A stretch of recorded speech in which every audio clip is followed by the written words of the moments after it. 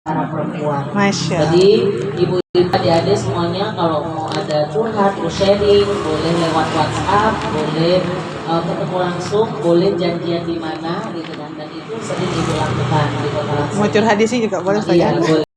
Jadi setiap curhat yang dilakukan, setiap ada masalah rumah tangga dan sebagainya, pastilah ada yang berhasil, ada yang tidak, gitu kan? Pastilah ada yang berhasil, ada yang tidak, gitu kan? Waktunya seperti itu. Jadi hijrah itu apa Bu Ustazah definisinya? Hijrah itu bukan hanya sekadar pindah, misalnya pindah tempat, gitu kan? Rasulullah kan dari Mekah ke Madinah juga bukan hanya pindah tempat aja, tapi ada sesuatu yang akan Rasulullah buat. Apa-apa saja yang sudah Rasul buat di Madinah itu sangat luar biasa. Nah, begitu juga kita dengan kita. Hijrah itu gini, kalau adik-adik dengar tuh, si Polang itu udah hijrah lah. Yang terbayang dalam benak adik-adik apa? Udah baik kali Iya, gitu. Udah sempurna. baik. Sempurna. Yang pasti Semuanya. adik-adik akan membayangkan hijrah itu hijrah pakaiannya misalnya. Kemarin belum berhijab Ustazah, dia udah berhijab. Hijrah. Bapak itu kemarin jenggotnya nggak panjang, udah panjang jenggotnya, berarti udah hijrah. Gitu ya Bu ya. Jadi hijrah itu variannya banyak, macamnya banyak. Ada hijrah status, ada hijrah penampilan, ada hijrah pekerjaan, hijrah dari dosa-dosa yang sering dilakukan, gitu, pindah hijrah. Gitu. Nah, hijrah itu gampang Ustazah enggak. Jadi hijrah itu bukan hanya sekedar pindah selesai, enggak. Ya, hijrah itu berat banget hijrah. Jadi kalau hijrah itu cuma hanya dari tidak berhijab jadi berhijab, gitu kan. Terus dari jilbab yang mulanya ikat leher jadi menutup dada, gitu kan. Itu sih sebenarnya ulama mengatakan hijrah grade-nya grade paling terendah. Rendah banget. Karena karakteristik hijrah hakikat hijrah yang sebenarnya itu bukan di situ. Itu hijrah penampilan doang. Ya, bisa. Hijrah penampilan doang, cuma hijrah penampilan. Jadi itu grade-nya paling bawah. Nanti ada grade hijrah yang paling berat, yang paling sulit untuk dilakukan, gitu ya. Jadi jangan bangga dulu ketika hari ini kita udah berhijab, udah pakai baju gamis, gitu kan. Nah, itu grade-nya paling rendah. Bagus Bu Ustazah, bagus sih. Saya nggak bilang itu nggak bagus, kita apresiasi sih gitu. Tapi itu harus dipahami, itu grade paling terendah hijrah penampilan.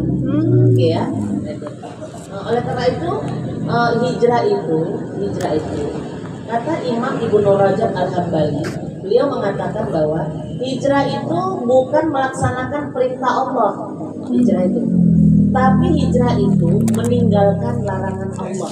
Sekali lagi saya ulang, hijrah itu bukan melaksanakan perintah Allah, tapi hijrah itu meninggalkan larangan Allah. Kenapa demikian Ustazah? Ya, karena melaksanakan perintah Allah jauh lebih mudah daripada meninggalkan larangan Allah. Ya, saya tanya sama adik-adik, mana lebih gampang? Ngerjain sholat apa ninggalin ghibah?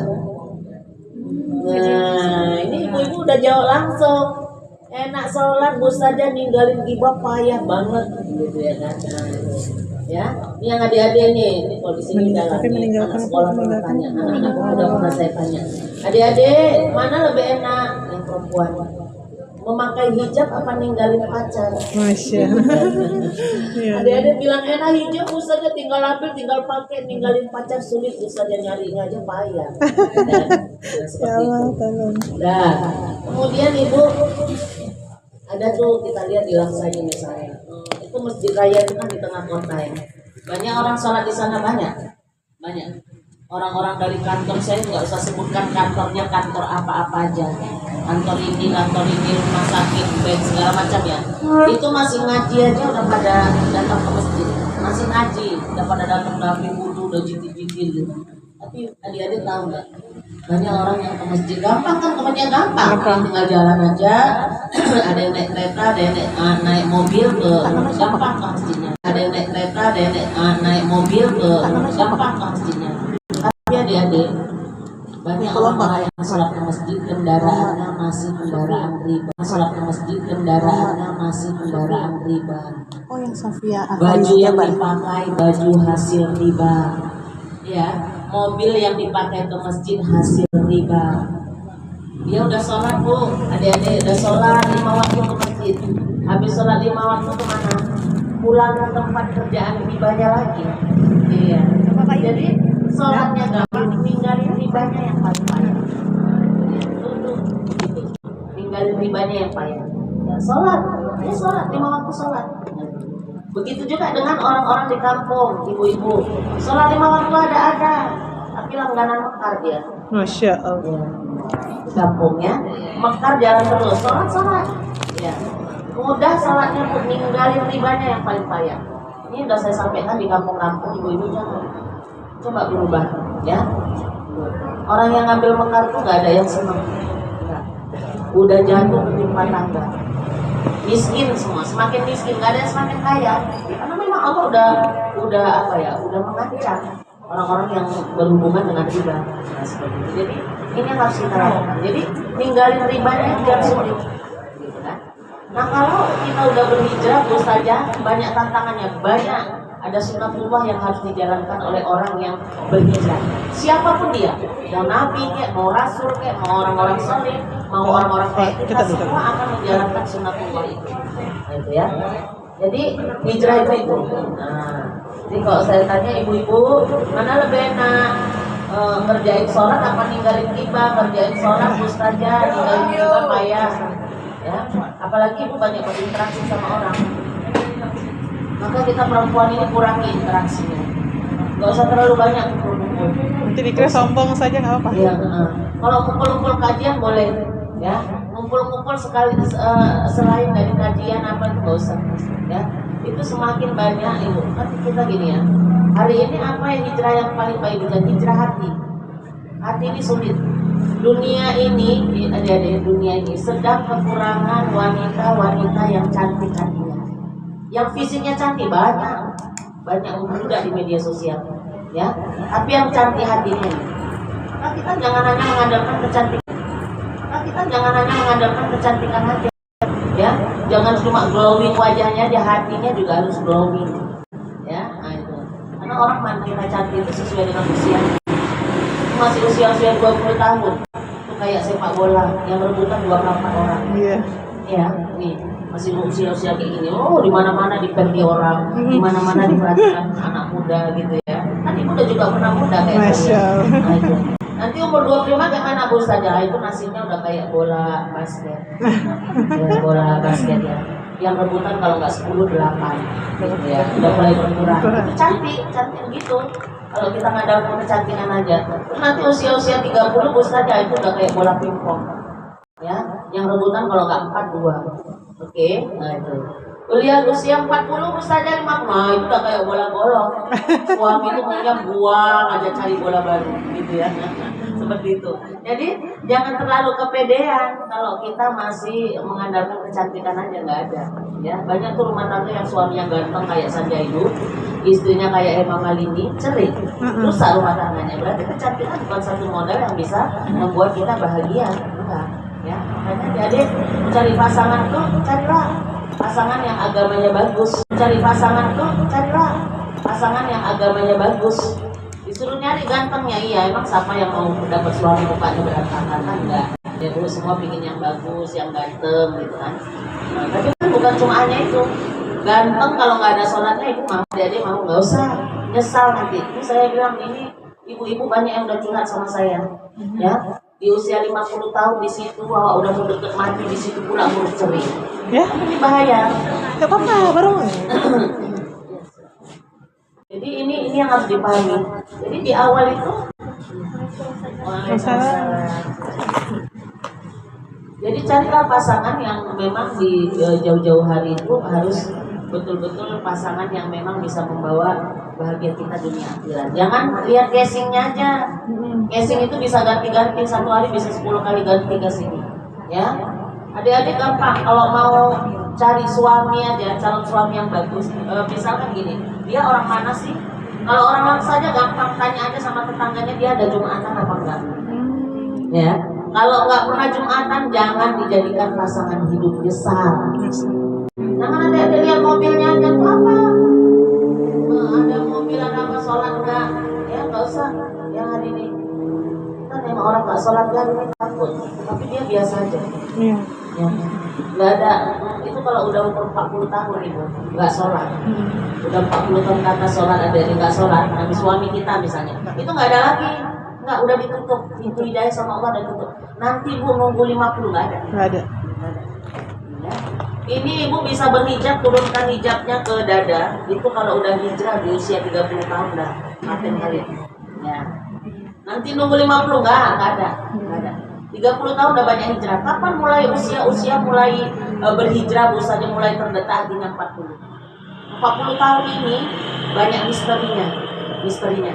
Kalau 40 tahun udah berbenah, insya Allah jadi orang, husnul khotimah dia. Kalau 40 tahun belum berbenah, jangan harap. Nah, hati-hati.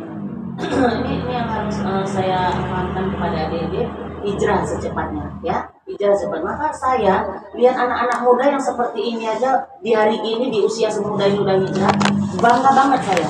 Karena kita dulu nggak gitu. Kita dulu di usia-usia kalian ini masih bodoh semua. Masih bodoh, apa pun nggak tahu ya ibu ya. Ngaji masih sedikit, pengajian nggak ada nyari. Sekarang mau pilih pengajian mana? Mau anak muda, mau orang tua. Nah, itu asal kita ada merasa saya ilmunya masih kurang, saya harus ikut ngaji. Nah, gitu ya. Nah, ini dia. Jadi hijrah itu sekali lagi bukan melaksanakan perintah Allah, tapi hijrah itu meninggalkan larangan Allah. Jadi adik-adik walaupun udah hijrah, udah bajunya udah bagus, secara penampilan udah bagus, hatinya diperbaiki. Ya, nih. Nah, karena penampilan kita bagus sih, hati kita bobrok. Tipsnya. Sama orang lain masih ada buruk sangka, masih ada iri, masih ada hasad, masih ada dengki, masih ada sombong yang mengejelanjuti hati kita. Jangan. Gitu. Kita kalau setiap keluar rumah itu, kita tuh kalau mau bersih hatinya, yang pertama itu jangan terlalu banyak tahu urusan orang, dan jangan terlalu banyak mendengar keburukan orang. Jadi kalau kita keluar rumah, kita bisa tersenyum dengan siapa saja. Jadi adik-adik kalau keluar rumah, kartu-kartunya orang udah ada di kepala kita, nggak bisa bersih hati kita, nggak bisa. Ya, jadi kalau keluar dari rumah ada nengok orang, dalam hati bilang dia lebih baik dari awak. Dia dosanya sedikit, awak banyak dosa. Ah gitu, ya. Nanti kalau adik-adik misalnya mau pergi ngaji, atau mau pergi muhibah, atau mau pergi kemana, ada lihat orang-orang duduk di depan rumah, nggak ngapa-ngapain, nggak pergi ngaji, nggak apa, jangan bilang tuh males sekali pergi pengajian, nggak pernah pergi pengajian, ilmunya nggak usah, ya. Bilang aja dia nggak pergi pengajian, ilmunya ada banyak, dosanya dia sedikit, awak ilmu sedikit, dosa banyak. Betul. Nah, ada orang di kampung kita nggak pergi ngaji, dia pesantren 9 tahun, awak pesantren kilat. Nah, dia 9 tahun, 6 tahun paling kecil pesan, wajar lah dia nggak pergi ngaji, ilmu udah ada di otaknya. Nah, jadi jangan nyepelekan orang, kan kita nggak tahu. Awak pergi ngaji, dosa awak banyak bos saja. Pesantren mau 1 bulan pun nggak ada, yang ada seminggu pesantren kilat. Udah itu aja. Jadi kita nggak pernah bersuzon sama orang, bersuzon aja bawaannya. Tapi kalau di kartu ibu, misal di kampung nih kita, ibu kan udah tahu tuh orang kampung tuh pasti jangan bilang, kita nggak bilang, orang lain bilang kita dengar. Itu si Polan suaminya tukang selingkuh, si Polan tuh kalau punya utang payah bayar. Itu udah ada tuh Bu. Di kampung tuh ada yang begitu. Itu anaknya terlibat sabu-sabu, itu ayahnya bandar narkoba, gitu ya. Itu sama suami sering melawan. Itu satu keluarga nggak ada sholat ya. Kartu itu udah ada di otak kita, keluar dari rumah buru aja, bobrok aja dia, nengok orang, dia gitu, dia gitu, nggak ngomong tapi pikirannya main, hatinya kotor. Iya, maka saya katakan ibu adik-adik, sholat kalau hatinya kotor gagal total, ngaji kemana-mana kalau hatinya kotor gagal total. Iya, baca Quran berjus-jus kalau hatinya kotor gagal total. Tapi ada orang yang ibadahnya biasa-biasa saja, tapi hatinya bersih, sukses besar. Ya, jadi kita harus tahu amalan kita masuk surga bukan cuma hanya sholat, bukan hanya cuma puasa, haji, zakat, ya. Ada ibadah yang kelihatannya sepele, ya. Cuma maafkan orang aja menjelang tidur, ya. Itu dicap menjadi penghuni surga. Kan kita tahu satu kisah yang Rasulullah mengatakan ada pemuda lewat sampai 3 hari. Rasulullah mengatakan itu pemuda penghuni surga. Itu pemuda penghuni surga. Itu sahabat-sahabat sampai penasaran. Kok bisa sih kita yang duduk sama Rasul tiap hari ikut sama Rasul nggak pernah kita dibilang jadi penghuni surga. Tapi pemuda itu bernama Abu Domdom. Abu Domdom itu didatangi sama sahabat, nginap di rumahnya 3 hari. Ibadahnya biasa aja, Bu. Zikir biasa, sholat ya sholat. Zikirnya biasa. Kadang-kadang yang numpang ke situ, yang datang situ jadi tamu sholat tahajud, dia nggak tahajud. Zikirnya biasa, sholatnya biasa aja. Gitu. Terus sampai sahabat bilang kayaknya Rasul salah nih, enggak. Kata sahabat yang lain, enggak, Rasul nggak pernah salah. Apa yang diprediksi Rasul itu memang benar, gitu kan? Tanya, kami udah mau pulang ini, Abu Domdom. Kami nggak kelihatan, nggak ngelihat kamu itu ada ibadah yang spesial. Ditanya langsung, apa yang membuat ibadahmu spesial sehingga Rasulullah 3 kali berturut-turut menyatakan kamu menjadi penghuni surga. Ternyata ibu hanya persoalan membersihkan hati. Ya. Jadi ada ibadah kecil yang asal mau tidur, dia maafkan orang, ya Allah. Orang-orang yang sudah menzolimiku, menyakiti hatiku, buat salah sama aku udah kumaafkan ya Allah. Semua udah kumaafkan, udah kuridhoi. Gitu, jangan kau hukum mereka ya Allah. Aku udah kumaafkan semuanya. Cuma itu yang menyatakan bahwa Rasulullah itu akhirnya menyatakan dia menjadi penghuni surga. Nah, seperti itu. Jadi ini ibadah kecil. Seperti itu. Jadi ini ibadah kecil, ya. Tapi ibu, kita bisa dapat surga. Jadi hijrah itu saya katakan tadi. Jadi jangan cuma hanya terfokus ada sholatnya. Bahkan ada orang Arab Badui itu mengatakan Rasul, dia kan baru sholat tuh. Rasul, aku udah beriman, aku udah hijrah. Terus belum. Kau baru melaksanakan yang zohirnya saja. Berarti ibadah batin itu perlu ya, dia? Perlu. Gitu. Baru zohirnya saja, batinnya belum. Ya, kamu belum hijrah belum. Nah, ini.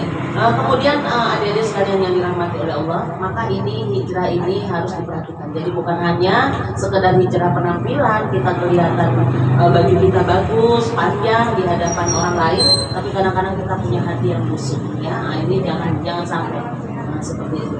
Baik. Nah, ibu sekalian yang dirahmati oleh Allah, apalagi bu saja hijrahnya jenisnya tadi hijrah penampilan, hijrah kerja. Bukan hari ini banyak orang-orang yang bekerja di tempat riba, lantas dia resign dari pekerjaannya, Dan hari ini saya tidak menunjukkan contoh di luar Aceh. Di Aceh khususnya di Kota Langsa, banyak orang-orang yang resign dari pekerjaan ribanya. Sekarang jadi apa? Tokonya di mana-mana. Ya, hajinya haji furoda. Anak-anaknya para penghafal Quran. Siapa bosnya? Nggak usah saya sebut orangnya. Ibu udah tahu sendiri. Lakinya kerja di tempat riba, istrinya kerja di tempat riba. Resign dua-duanya. Sekarang jadi apa? Jadi pengusaha besar. Ya. Apa langsung jadi pengusaha besar? Saja tidak. Setiap orang yang hijrah itu punya sunnatullah yang harus dijalani. Apa dia? Ada 2 yang harus dijalani fasenya. Fase pertama namanya ibtilah. Fase kedua namanya tamkin, ya, namanya tamkin. Dan setiap orang yang sedang berhijrah itu harus berhadapan dengan surah Al-Ankabut ayat 2. Setiap orang yang berhijrah harus berhadapan dengan surah Al-Ankabut ayat 2. Ahasiban nas ayusraku ayaqulu amanna wa hum la yuftanun, kata Allah. Jangan kalian mengira kalau udah bilang aku udah hijrah, aku udah tobat, aku udah beriman, kamu dibiarkan begitu saja tanpa diuji oleh Allah. Enggak, kamu akan diuji. Gitu. Kamu akan diuji. Gitu. Itu seperti itu. Jadi nggak gampang hijrah itu, diuji. Jangan kalau kita udah hijrah udah selesai, enggak, ujian akan bertubi-tubi datang. Ya. Kemudian setelah kita berhadapan dengan surah Al-Ankabut ayat 2, kita juga akan diingatkan. Kita juga akan berhadapan dengan surah Al-Baqarah ayat 214. Am hasibtum an tadkhulul jannata wa lamma ya'tikum mathalul ladzina khalau min qablikum masatsumul ba'sa'u wad-dharra'u wa zulzilu hatta yaqula ar-rasul wal ladzina amanu ma'ahu mata nasrullah ala inna nasrallahi qarib. Al-Baqarah 214. Apakah kalian mengira bahwa kalian itu bisa masuk surga begitu saja? Enggak. Sebelum kalian diuji seperti ujian yang dialami oleh orang-orang sebelum kamu. Kamu akan diuji dengan penderitaan, kesengsaraan, goncangan-goncangan. Tuh. Sampai para rasul itu mengatakan bersama orang-orang beriman, kapan dia datangnya pertolongan Allah? Kapan? Mata Nasrullah. Kapan datang pertolongan Allah ya Allah? Kami udah nggak sanggup. Kapan berakhirnya ujian ini? Nah, gitu. Sampai begitunya. Itu tingkat rasul, adik-adik. Lalu Allah jawab apa? Lalu Allah menjawab dengan langsung di ayat itu juga. Ala inna nasrullahi qarib. Bukankah kalian tahu bahwa sesungguhnya pertolongan Allah itu sangat dekat. Pertolonganku sangat dekat. Jangan sedih, jangan galau, sabar dulu. Banyak kan orang-orang yang hijrah nggak sabar. Iya. Banyak orang hijrah karena ini. Kalau hijrahnya karena manusia itu nggak bisa nggak bisa bertahan lama. Hari ini coba kita lihat banyak artis-artis waktu menikah pakai hijab. Begitu cerai sama suami lepas hijab. Berarti dia berhijabnya hijrahnya karena suami. Begitu lepas dari suami dia lepas hijab. Ini bahasanya. Aku udah keluar, aku udah nggak sama kamu lagi. Aku lepaslah hijabnya, gitu ya. Karena perkawinan, ada juga karena perkawinan, ya. Terus saya di kampung juga ada begitu. Itu mu'alaf ya Bu, pas di samping rumah saya, belakang rumah saya. Dan saya ceritakan sedikit. Itu mu'alaf itu kita senang banget. Saya sampai mau mendidik lah biar jadi mu'alaf yang baik gitu kan. Karena memang masuk Islamnya itu karena pernikahan. Andilah biar jadi mu'alaf yang baik gitu kan. Karena memang masuk Islamnya itu karena pernikahan. Anak udah ada 4, tiba-tiba cerai sama suaminya. Begitu cerai, anak semuanya ikut suami. Karena keluarga istri semuanya masih Kristen. Kakak, abang, adik, semua orang tua semua masih Kristen. Dan sering pulang kampung. Anak-anak sering dibawa pulang kampung. Di kampungnya itu penuh dengan, ya tahu sendiri ternaknya ternak apa gitu. Pokoknya susah kalau pulang ke sana. Akhirnya ibu sekarang istrinya udah kerja di Malaysia. Terus kenalan sama laki-laki lain lah yang mungkin mau diajak nikah. Ketepatan dekat itu laki-laki Kristen. Dia kembali dibaptis masuk agama Kristen. Anak-anaknya meronta menangis ibu yang sama ayahnya ini. Jadi saya yang mendengar, ya Allah, sedih banget. Anak-anak yang kita lahirkan, waktu kita lahirkan kita dalam kondisi Islam. Setelah anak-anak besar kita makin keluar dari agama Islam. Jadi kabarnya beliau itu sudah dibaptis lagi. Anaknya 4 itu ikut ayahnya untuk selamatkan akidahnya. Tapi itu korban perceraian ya? Itulah dia hijrah karena perkawinan bahaya. Hijrah karena perkawinan. Jadi bukan niatnya karena Allah. Segala sesuatu kalau niatnya itu nggak ada karena Allah, memang nggak bisa bertahan lama. Begitupun pernikahan. Adik-adik nikah mau ngapain? Niatnya apa? Gak usah niat karena ini mau, udah niat karena Allah aja, gitu kan?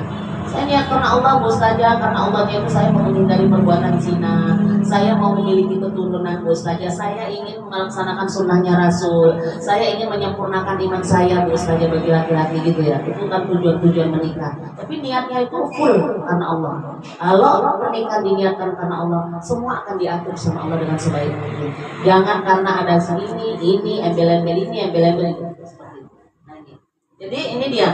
Nah, mana tadi hijrah misal? Jadi tadi saya sudah bacakan surah Al-Ankabut ayat 2, surah Al-Baqarah ayat 214. Jadi Allah itu buat ayat ini adalah merupakan pernyataan dari Allah sekaligus pertanyaan. Nah, maka bunyinya A itu kan apakah kalau dalam bahasa Arab? Hasiban nas gitu. Apakah kalian akan mengira ya? Betul. Nah, gitu kan. Apakah kalian mengira akan bisa masuk surga begitu saja? No. Kata Allah. Kenapa? Kita akan diuji dengan 3 hal. Tadi ibtila ya. Nah, dia. Ibtila itu apa ujiannya Bu Ustazah? Ibtila itu ujiannya 3. Tadi masadhumul ba'sa wadorro wazulzilu 3. 3 ini apa Bu Ustazah? Ujian fisik, ujian harta, kemudian ujian perasaan. Iya. Ujian fisik, ujian harta, ujian perasaan. Bagaimana Bu Ustazah? Saya ambil sampel 1 saja. Orang yang hijrah dari pekerjaan pribadi. Oke. Seorang laki-laki, seorang suami bilang sama istrinya, "Dek, abang udah hijrah, abang udah resign dari pekerjaan abang. ya, dia mulai dihadapi dengan ujian Ekonomi. tadi kan. Yang pertama ujian fisik. Kalau orang dulu itu disiksa. Ini kita nggak disiksa, tapi badan kita jadi sakit, jadi lelah gitu kan, mikirin segala macam. Tuh fisik kita jadi lelah, jadi capek. Kita bisa sakit demam, kita bisa dapat sakit jantung gara-gara kita resign dari itu. Kenapa? Nah nanti setelah ujian fisik ada ujian harta. Mungkin kita akan kekurangan, kesulitan secara finansial. Kita nggak ada kerjaan lagi, ya. Kita akan bangkrut, kita akan jatuh ke nol, gitu kan. Kita nggak punya lagi penghasilan. Pokoknya nyari hari-hari cukup untuk makan aja, untuk sesuap nasi aja udahlah, gitu kan. Karena memang dia udah benar-benar bisa. Nah, yang ketiga itu adalah ujian perasaan. Disebutnya tadi apa? Kalau tadi baksa wadoro, kalau perasaan itu zulzilu. Zulzilu itu goncangan. Nah, kan ada ayat kan, idza zulzilatil ardu zilzalaha, jika bumi digoncangkan dengan segoncang-goncangnya. Nah, itu dalam ayat ini Al-Baqarah 214 ini disebut kata-katanya zulzilu, digoncang. Apanya digoncang perasaannya? Dia waktu bilang resign sama bininya aja di rumah, dia udah dapat goncangan. Mas, kamu benar-benar resign, Mas. Lalu anak kita mau dikasih makan apa? Kita mau makan apa? Mas, kalau kamu benar-benar resign, Mas, ceraikan saya. Iya, itu mulai digoncang hati dan perasaannya. Maka bahasanya zulzilu di Al-Baqarah yang 214 itu. Terus nanti datang keluarga besarnya, kamu pikir cari kerja itu enak? Udah dapat kerja kamu tinggalkan, bodoh. Nah, itu. Ya. Jadi kita akan dapat cemoohan, caci maki, kita direndahkan, kita dijauhi, kita macam itu dan goncangan itu. Nah, setelah itu kita jangan sedih, la tahzan, jangan sedih, jangan takut, la takhaf, la tayasu, jangan berputus asa. Ya, nah itu. Jadi jangan kita mengira itu berapa lama Bu saja, bisa jadi 3 bulan, 6 bulan, bisa jadi bertahun. Itu ibtila itu dirasakan bisa jadi bertahun. Gitu sampai kita kehilangan keluarga, kita kehilangan istri kita minta cerai karena kita udah resign gitu. Dan itu adalah lumrah. Dan jangan kita menyangka bahwa ini kayaknya tanda-tanda bahwa saya udah pilih jalan yang salah. Enggak, itu adalah sebuah kebaikan. Dan jangan pernah menyesal ketika kita sudah meninggalkan jalan yang salah. Oke, kemarin hartanya banyak tapi nggak barokah. Sekarang hartanya sedikit barokah. Nah, itu jauh lebih mulia kan? Jauh lebih mulia. Jadi seperti itu orang yang yang menjalani proses hijrah. Jadi ada ibtila itu tadi ujiannya ya. Kemudian udah ibtila harus yakin. Kenapa? Ada fase kedua yang akan dikasih oleh Allah. Setelah kita menjalani ujian, berbagai ujian, dikasih fase kedua namanya tamkin. Ya, fase kedua namanya tamkin.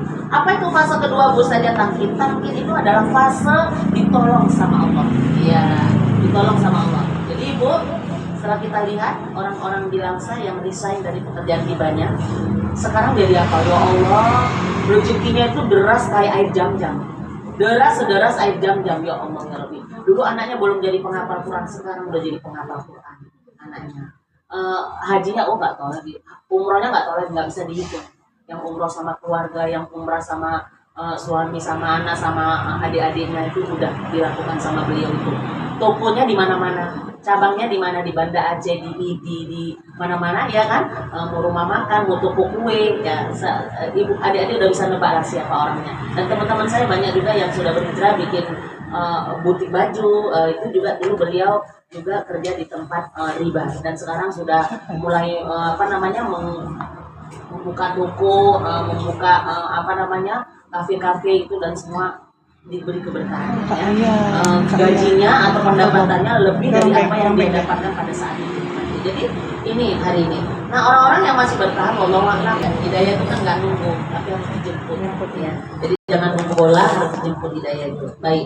Nah adik-adik sekalian yang dirahmati oleh Allah, ini dia. Jadi hijrah itu nggak gampang, ya, nggak gampang. Masuk surga itu nggak gampang sebelum kita diuji. Ya, jadi banyak ujian-ujian yang kita hadapi. Kami di rumah tangga, ibu yang udah berumah tangga, saya punya ujian, ibu juga punya ujian, ya kan? Nah itu. Kalian yang masih gadis-gadis juga punya ujian, banyak sama juga ujiannya. Ujiannya mungkin belum ketemu jodoh, cari jodoh payah Bu saja. Dan sekarang ini saya lihat anak-anak gadis yang ini nih, begitu banyaknya jumlah perceraian daripada pernikahan hari ini. Pernikahan kenapa sedikit? Mas mahal. Ya, jadi kan ibu kenapa tahu? Karena saya bekerja di KUA. Saya membimbing catin. Kalau dulu itu kalau ditanya berapa mas kawinnya, 15 mayang Ustazah, 20 mayang Ustazah. Sekarang jawabnya agak lemes sedikit. Berapa mas kawin? 2 Ustazah, 1 mayang. Berangkat alat sholat. Nah, karena memang ini, jadi angka pernikahan hari ini anjlok. Angka perceraian Ustazah naik drastis. Ya, angka perceraian ini yang harus dipahami. Jadi memang hari ini kenapa adik-adik yang belum menikah itu pada takut menikah? Bukan hanya diakibatkan oleh harga emas yang melambung tinggi, bukan. Tapi karena apa? Karena banyaknya perceraian yang terjadi. Ya, kenapa? Banyaknya perceraian terjadi. Laki-laki malas, laki-laki KDRT, dan itu membuat jadi takut untuk menikah, itu takut gitu. Saya nggak usah bicara orang lain ya, anak saya sekarang umurnya udah 22 tahun anak saya. Dan pada saat dia sedang belajar, sedang kuliah, itu teman-temannya tamat dari pesantren udah banyak yang menikah. Satu pun dari temen yang menikah, dia hitung temennya yang udah menikah entah 7 entah berapa gitu lah. Cerita sama saya, anak saya cerita sama saya. Satu pun dari 7 yang menikah itu nggak ada yang bahagia. Nah, jadi semuanya ngelapor sama anak saya, minjam duit sama anak saya.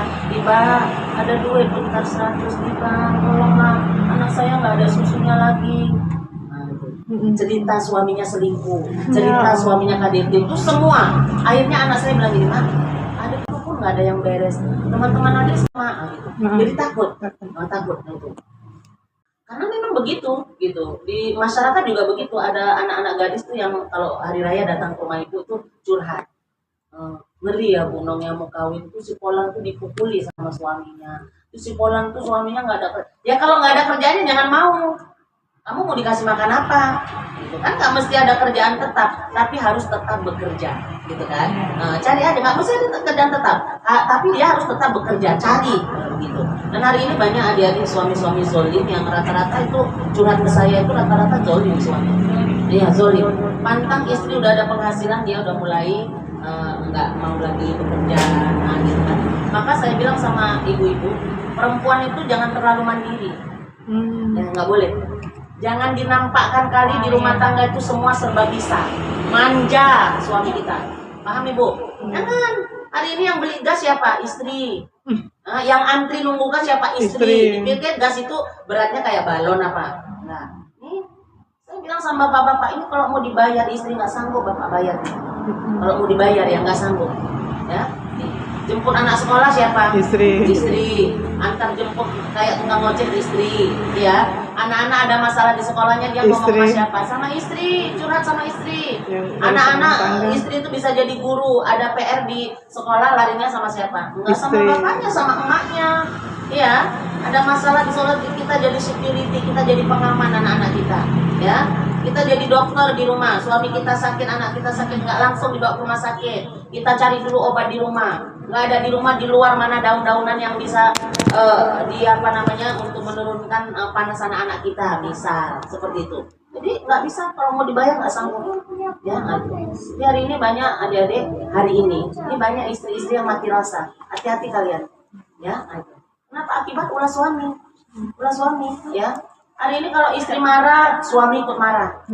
Kalau istri merajuk, dia pun ikut merajuk. Istri dia lebih diam lagi. 3 hari, dia 7 hari. Iya, parah. Istri nangis, ditinggal pergi. Iya Allah, masya Jangan Allah. pikir macam Allah, masya Jangan Allah. pikir macam mana sekarang. Ngeri kali sekarang. Ngeri betul.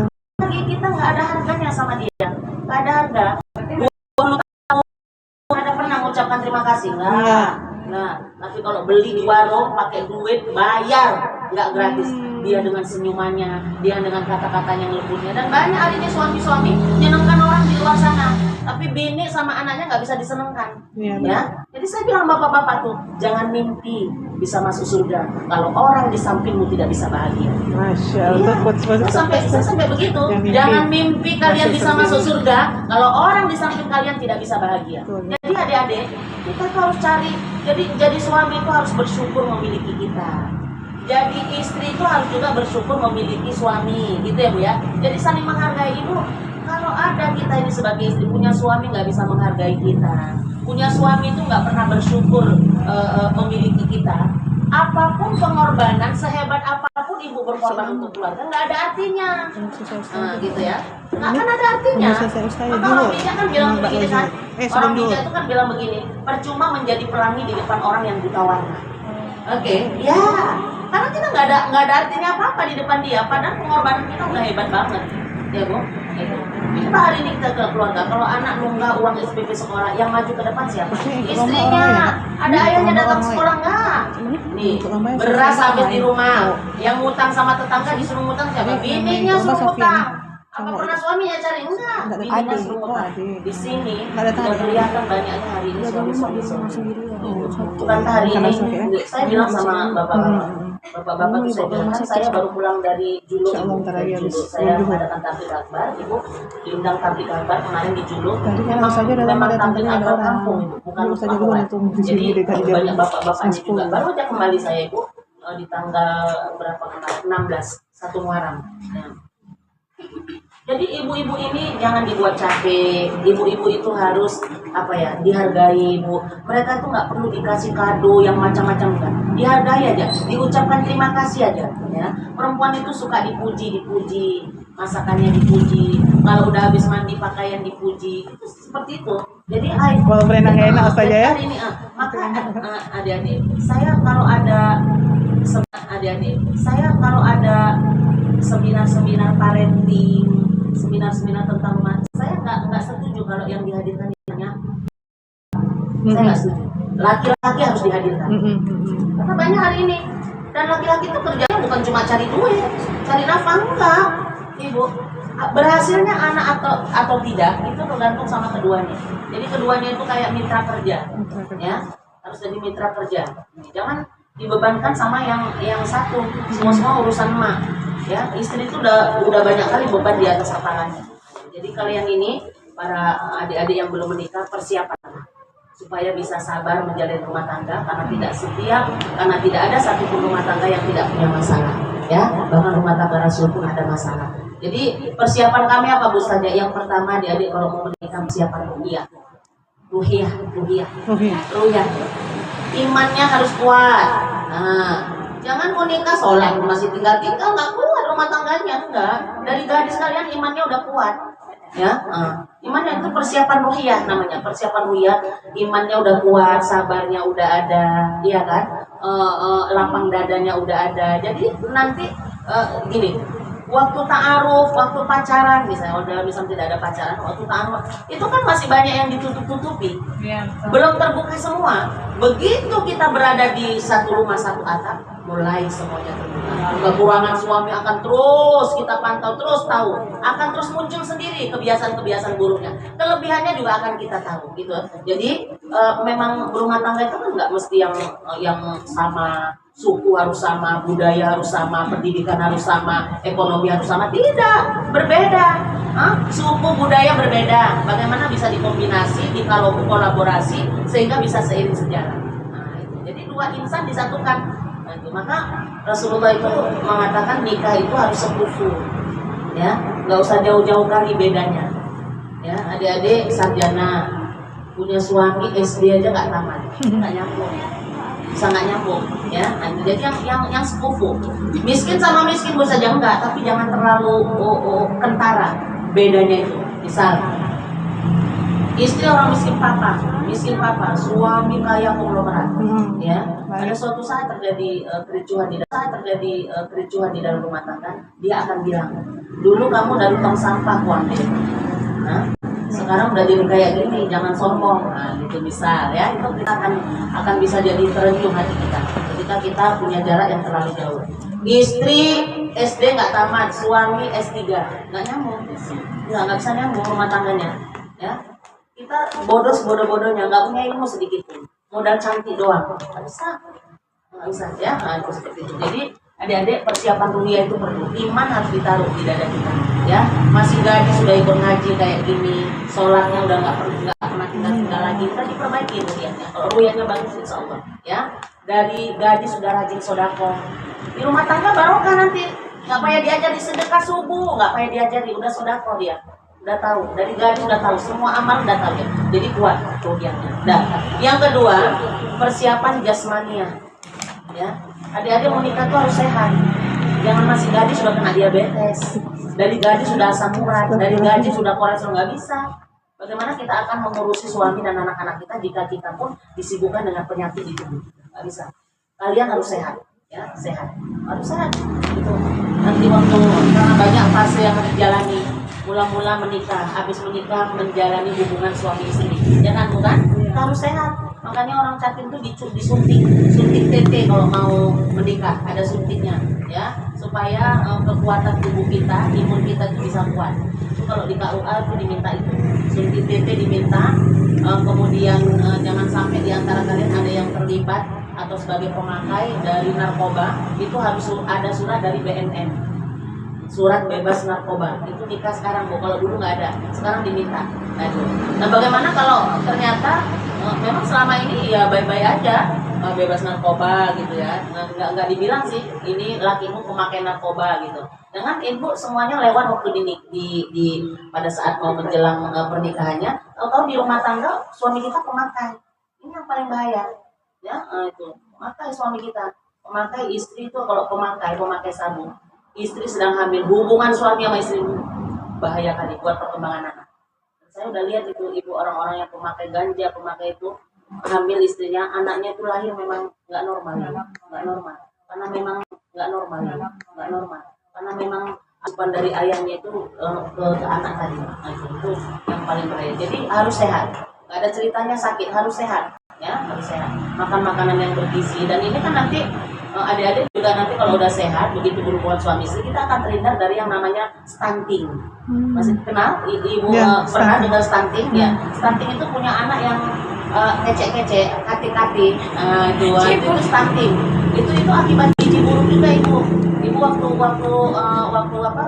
udah dari dia lahir sampai ada itu hari-hari emasnya anak-anak kita ya, golden age itu kan. Nah, itu kita nggak kasih dia gizi yang baik, gizinya buruk. Dan ini sekarang jadi program besar pemerintah, termasuk di Kemenak juga, di kami juga pemilu untuk terus memberantas tentang stunting ini. Jadi di kampung ada, Bu, saja ada yang jadi stunting itu bukan keturunan, Bu, bukan keturunan, memang sebab dari gizi yang tidak terpenuhi. Nah, gitu. Maka waktu hamil itu jangan hanya ibu kalau hamil itu suka baca surah Yusuf, surah Maryam misalnya. Itu kan ibu mau ngapain? Ibu mau ngapain? Ya minta anak sehat kayak Yusuf, minta anak kita supaya kuat imannya kayak Yusuf. Jangan cuma minta gantengnya. Anak kita keluar sesuai mirip bapaknya mamanya. Nah kalau ayahnya pendek, hitam, pesek, tiba-tiba keluar kayak Yusuf, kan orang pada curiga. Ini anaknya apa enggak gitu kan? Ya sesuai sama bapaknya lah. Bapaknya putih keluar putih, emaknya hitam keluar hitam, gitu ya Bu ya. Jadi apa yang kita minta kalau baca surah Yusuf? Imannya kuat kayak Yusuf sama Maryam. Nah, digoda sama perempuan cantik, digoda sama perempuan punya kedudukan. No, ana akhafu ilallah. Aku takut kepada Allah. Nah itu seperti itu mintanya ya. Nah, itu jadi harus sehat jasmani kita, sehat rohani kita. Jadi ruhiyah tadi rohani ya, berhubungan dengan rohani. Kalau jasmani ya berhubungan dengan fisik kita. Jadi harus sehat. Seorang ibu nanti melahirkan harus kuat, menyusui seperti apa harus kuat. Itu harus dimiliki oleh adik-adik semuanya ya. Menyusui itu ada hubungannya dengan perkembangan anak saja ada. Ya. Hari ini kan ada anak-anak itu yang dicap sebagai apa ya? Anak-anak yang bermasalah itu memang munculnya dari sejak kecil gitu. Pada saat menyusui itu ibu-ibu itu psikolognya itu harus tenang. Ini enggak sambil menyusui sambil berantem sama suaminya. Nah, itu. Jadi banyak anak-anak ini yang haknya tidak dipenuhi dari sejak kecil. Nah, dari sejak kecil tidak dipenuhi haknya, ayahnya itu sama emaknya berantem. Ya kasih duit lah mau beli itu. Ini lagi nenek nggak ada duit, nggak bisa. Yang udah kasih kemana aja. Itu lagi nenek. Nanti itu bisa berpengaruh ke jiwa anaknya, ke jiwa anak yang kita susui tadi. Berarti kenapa hak anak tidak terpenuhi? Karena haknya si ibu pun tidak dipenuhi sama ayahnya. Haknya ibu tidak dipenuhi sama anaknya. Nah itu. Ini yang paling sangat bahaya ibu itu sampai berpengaruh ke situ. Dari menyusui, dari hamil itu kita udah harus sehat mempersiapkan anak kita menjadi anak-anak yang punya masa depan yang cerah, baik, berakhlak, soleh seperti itu. Baik, yang selanjutnya apa Bu saja persiapan akliyah. Jadi istri itu harus cerdas, harus bertitel Bu saja. Kalau bisa bertitel, bertitel. Nah, jadi jangan ibu mengatakan, Bu, anak saya udah bertitel Bu di rumah aja. Jangan. Emang rumah tangga itu nggak perlu wanita bertitel? Hah? Emang rumah tangga itu nggak perlu wanita sarjana? Perlu. Hari ini sarjana ekonomi istrinya, tapi dia nggak kerja di kantoran. Kira-kira rumah tangga itu perlu nggak sarjana ekonomi? Perlu. Kan kita memanage keuangan di dalam rumah tangga itu kan istri. Kalau dia sarjana ekonomi, manage-nya lebih bagus daripada orang yang tidak sarjana, kan gitu ya Bu ya. Jadi jangan sedikit-sedikit asal udah bertitel harus dapat kerjaan yang wah gitu. Nggak dapat kerjaan, misalnya suami bilang kamu di rumah aja deh, udah manage saja lah keuangan rumah tangga, semuanya udah dari aku, biar aku yang cari. Kalau memang gitu Bu, suami bilang gitu, kenapa tidak? Ya Bu ya, ini masalahnya dari suami nggak cukup, Bu, anak-anak mau sekolah, beli susu. Akhirnya kita bilang, Mas, aku kerja aja yang kesiapan, aku kerja yang masakinya nggak cukup, Mas, kalau Mas aja yang cari. Gitu kan. Akhirnya kita keluar rumah. Nah, keluar rumah ya selama ada izin suami, tidak ikhtilat, tidak haluan, bisa mematuhi rambu-rambu lalu lintas yang harus kita patuhi, menutup aurat dengan baik, tidak haluan, tidak ikhtilat, silakan kalau ada izin dari suami, ya kan bukan? Nah, seperti itu. Jadi kalau ada orang bilang gini, itu apa sih perempuan sekolah tinggi-tinggi gitu, itu akhirnya ke dapur juga gitu ya. Nah itu nggak ada modelnya untuk kita. Biar perempuan punya pendidikan tinggi walaupun dia sebagai ibu rumah tangga gitu. Jadi ibu-ibu, bagaimana mungkin kita akan melahirkan anak-anak yang cerdas, yang sehat, pintar kalau ibunya goblok? Nggak akan mungkin. Anak yang cerdas itu lahir dari seorang ibu yang cerdas, ibu. Bahkan kita menginginkan kalau kita udah pintar, udah cerdas, anak-anak kita lebih cerdas dari kita. Ya, kita solehnya segini, solehannya cuma segini, anak-anak kita lebih soleh dari kita. Gitu ya Bu ya. Ya, seluruh apapun pendidikan orang tua pasti dia menginginkan anaknya itu lebih baik dari dia. Saya nggak pandai baca Quran saja, tapi anak saya tercetak jadi penghafal Quran. Saya nggak bisa baca Quran saja, anak saya seorang qori. Luar biasa ya, seperti itu. Jadi punya cita-cita yang tinggi untuk anak-anak kita, ya Bu ya. Jadi kita usahakan seperti itu. Baik. Nah ini persiapan ya, Kemudian niat juga harus diluruskan, ya. Kemudian itu kalau anak-anak mau menikah itu kan yang dipersiapkan paling ya antaranya, sendalnya merek apa, ininya apa, pestanya pakai keyboard apa enggak, itu yang disiapkan itu lain nggak ada. Nggak ada. Maka saya kalau bimbingan catin Bu, saya lihat orang aja udah bisa prediksi. Saya nggak pernah kuliah di fakultas psikologi, tapi saya fakultasnya fakultas dakwah. Waktu saya kuliah di Medan, di fakultas dakwah itu ada namanya psikologi dakwah. Nah, jadi saya bisa menilai orang dari segi psikolognya, dari jauh aja saya udah bisa menilai. Dan itu adalah ilmu yang saya bawa pada saat saya sedang berdakwah, bertausiah. Jadi kalau adik-adik udah nggak terima lagi, kelihatan dari wajah ibu, nggak terima lagi tausiah saya. Nah itu dipesankan sama dosen saya. Adik-adik semuanya di mahasiswa, kalau nanti suatu saat kalian ditakdirkan jadi ustadz atau ustazah kondang, dengerin. Itu jangan main hantam promo aja kalau berdakwah. Kalau audiens yang udah nggak mau denger lagi, jangan dilanjutkan. Nah itu ada, saya lihat itu sebagian ustadz yang itu main hantam promo aja 2 jam itu, wih, ya padahal yang dengar Bu udah musing-musing kepalanya. Dia terus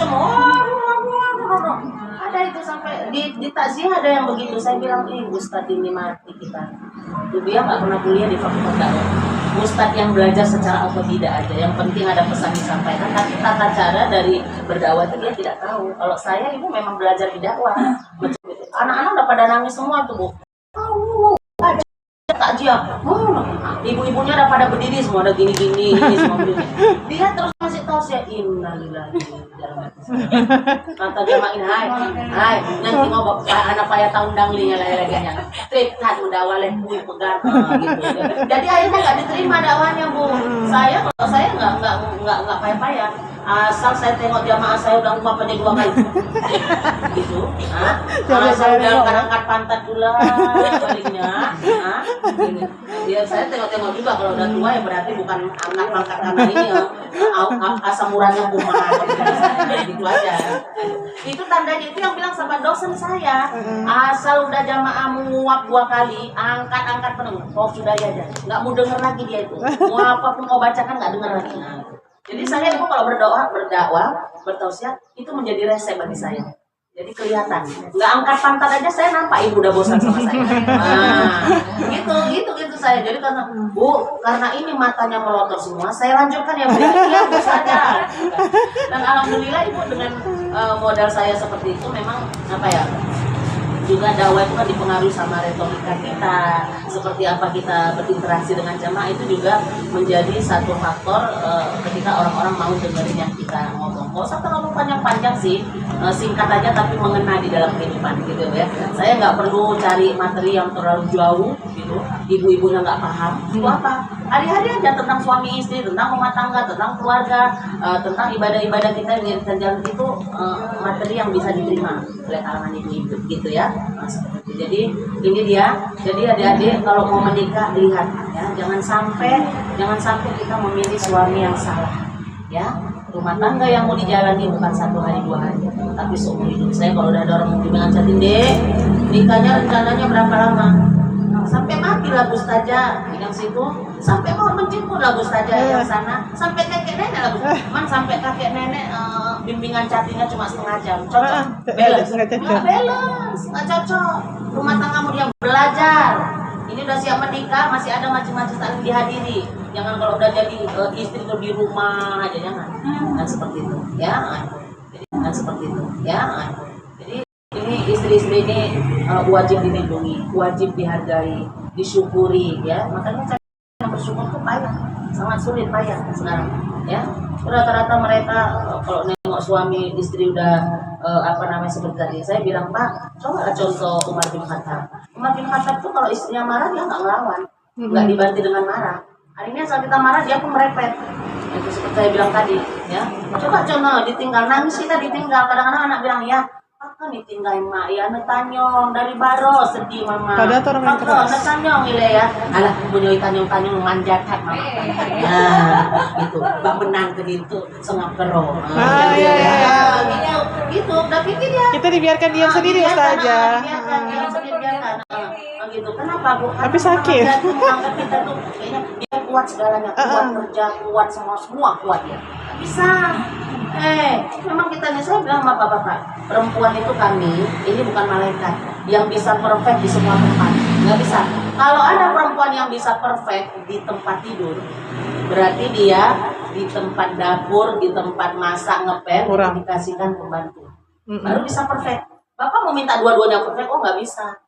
Nggak bisa. Nyuci udah 5 ember. 5 ember dalam malam. Oh bang, aku ini kan bang capek. Kali lubangnya 5 ember. Besok aja udah nggak bisa. Keluar dalil. Itu aja kerjaannya. Dalil, kau udah ngaji kan? Nanti kau diputus sampai subuh sama malaikat. Diputus sikit-sikit asal kita nggak melayani dia, keluar dalil. Ya. Itu suami apa? Bisa suami Fir'aun.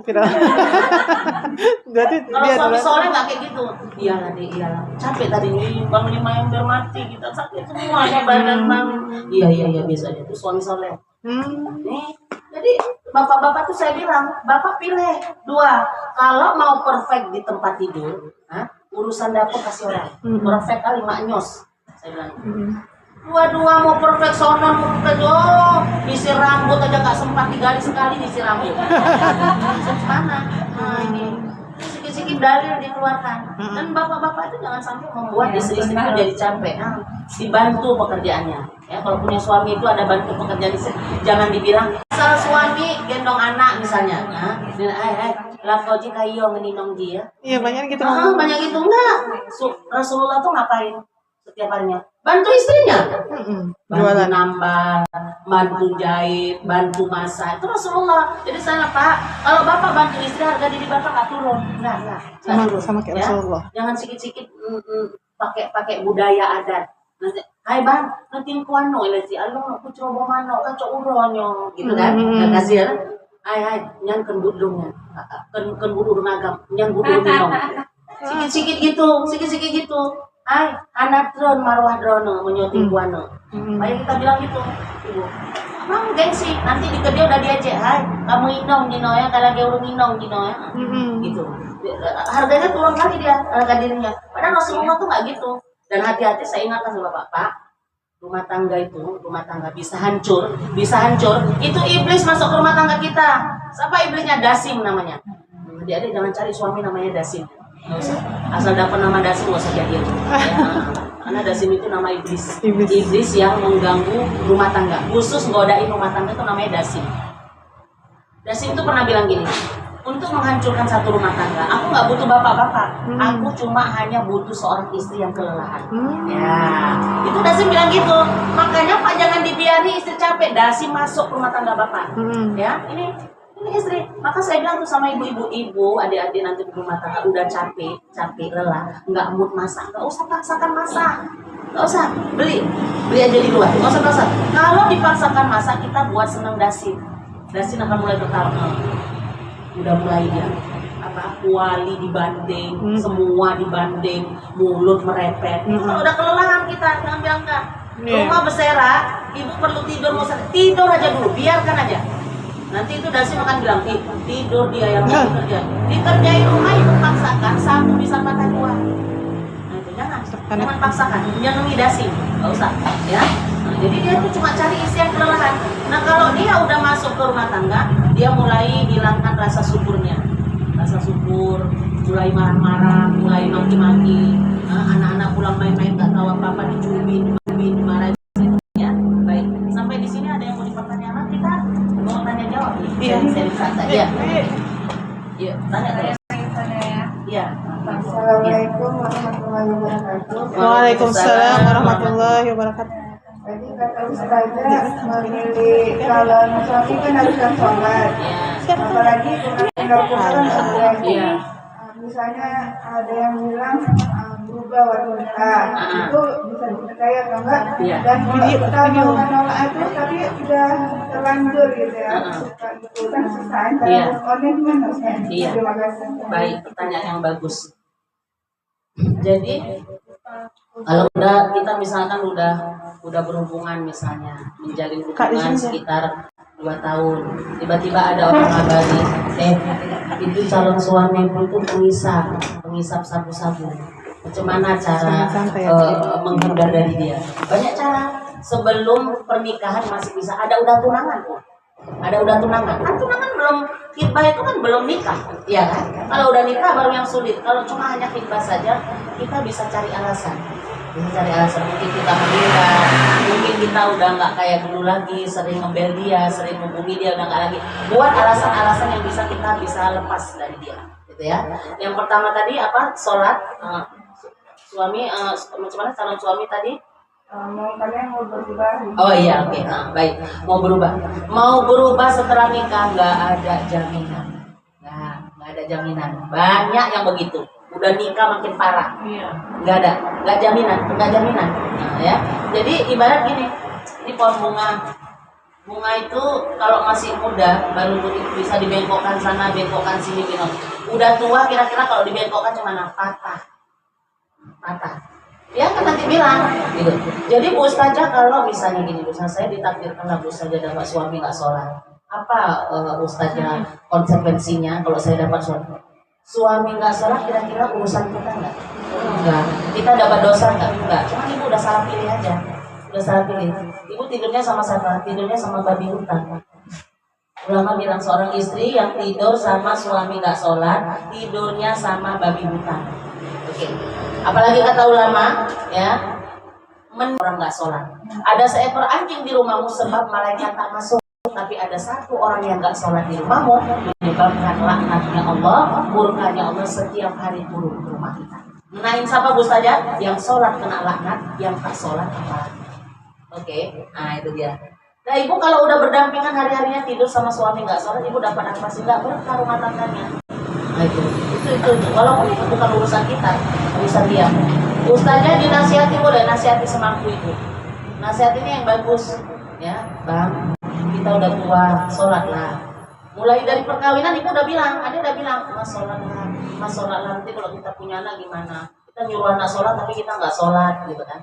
Itu susah, udah susah. Makanya cari yang soleh, ya. Susah. Nah itu. Ustazah yang tiap hari, nggak usah yang tiap hari ke masjid dulu, pokoknya ada sholatnya dulu. Nah nanti udah berumah tangga, asal ada sholat kita bisa ngarahkan, mas masjid banyak kali loh pahalanya mas. Masjid aja sholatnya jangan di rumah gitu. Saya juga nggak mesti diimami sama mas di rumah nggak apa-apa. Saya sendiri juga pahalanya sama kayak orang beriman. Mas pergi ke masjid aja bawa anak-anak yang laki-laki gitu. Kita arahkan. Yang penting dia udah ada sholatnya. Enak ngarahkannya. Kalau nggak ada sholat ini ya. Dan saya udah lihat banyak tuh tetangga-tetangga ya. Kalau ayahnya udah nggak sholat, anaknya nggak sholat. Ya. Ada anak perempuannya sholat maghrib doang, maghrib, zuhur, emaknya kadang mau sholat, subuh nggak pernah bangun, ya nggak pernah bangun. Sholatnya sepati, Senin Kamis. Tuh anak nggak sholat, ayah bisa bininya pun bisa nggak jadi nggak sholat. Karena udah melihat kebiasaan sholatnya, enak rupanya ninggal sholat enak kali. Nggak payah ambil surat dari Pak Geci, nggak payah. Ya, ambil surat izin dari Pak Geci mau ninggalin sholat enggak? Tinggalin aja, enak kali ninggalin sholat. Nggak payah permisi sama siapa-siapa. Nah itu. Tapi Allah Maha melihat kan? Allah Maha melihat. Jadi cari yang soleh. Tanya aja kalau di kampung ibu, kalau adik-adik kalau udah kenal seseorang, tanya aja sama tetangganya. Tanya aja, bu, abang-abang yang di dekat rumah ibu itu ada TV Jumatan ya. Nah itu. Asal ada Jumat insya Allah. Tapi kalau Jumat aja yang seminggu sekali dia tidak lakukan, bagaimana dengan hari-harinya? Enggak. No. Itu aja tandai. Asal nggak Jumat berarti nggak ada sholat. Nggak pernah Jumat. Ya. Terlanjur cinta cemana Bu Ustazah gitu. Ya kamu akan menerima resikonya. Resikonya cemana? Anak nanti bisa jadi nggak sholat. Rumah tangga kamu setiap hari dilaknat sama Allah karena di dalamnya ada orang nggak sholat. Ya. Mau mana? Walaupun itu bukan urusan kita, dia surganya sendiri, saja terserah dia. Saya nggak nanggung dosanya dia. Nah, dia akan nanggung dosa saya. Jadi alangkah ruginya orang-orang yang mendapat suami jadi pendamping hidupnya itu tidak sholat. Tapi kalau sholatnya cuma Jumat, wajibnya nggak ada? Hah? Jumat aja? Jumat Nggak. doang, yang Kalau- dilihat ke orang aja. Iya, kalau yang dilihat ke orang aja. Kalau udah Jumatnya ada, saya yakin walaupun masih tinggal 1-2, tapi dia ada sholatnya. Nah, kalau Jumat dia sholat masih ada. Enggak yang tinggal babar belas tinggal gitu enggak. Gitu. Tapi kalau Jumat memang nyaris nggak pernah, itu sholat wajibnya nggak ada. Dan kita udah bisa lihat di kampung ya. Di kampung ibu orang-orang nggak akan bilang dia nggak ada sholat Jumat, dia nggak bilang, ya bu nggak bilang. Yang bilang siapa? Anak-anak kecek kayak gini, yang sholat ke masjid. Dia ngomong dengan hai, bapaknya hantam dak masjid ya? Oh, nah gitu kita dengar ibu. Bapak donya, abangnya kin hantam dak masjid gila, lagi ban Jumat aja di bak masjid. Nah, yang bilang bukan orang tua bu, anak-anak gini pada nunjuk-nunjuknya hantam dak masjidnya nonton. Jadi saya kan ada anak remaja bu, anak lajang saya. Saya tanya, dek, anak-anak itu kan? Iya loh mak, anak-anak itu tahu loh mak, yang nggak pergi-pergi ke masjid itu bapak-bapak sholat Jumat tahu dia, ditunjuknya. Lantas saya tanya sama anak saya, emang bapak itu nggak pernah ke masjid adik dia? Iya mak, asal Jumat nggak pernah ada. Nggak pernah ada. Dan hari-harinya namanya tetangga kita kan kita tahu. Ya bu ya, nah, itu. Tapi kalau orang jauh, Ustazah saya dapat kenalan orang Kalimantan. Mana pula saya tahu dia ada sholatnya apa enggak? Itu ya. Menjalaninya jangan asal kenal di media sosial 2 hari terus diajak nikah mau. Jangan. Banyak kali yang udah salah kaprah itu. Kenal di media sosial 2 hari langsung. Di media sosial tuh semua nipu. Gantengnya nipu, semua nipu.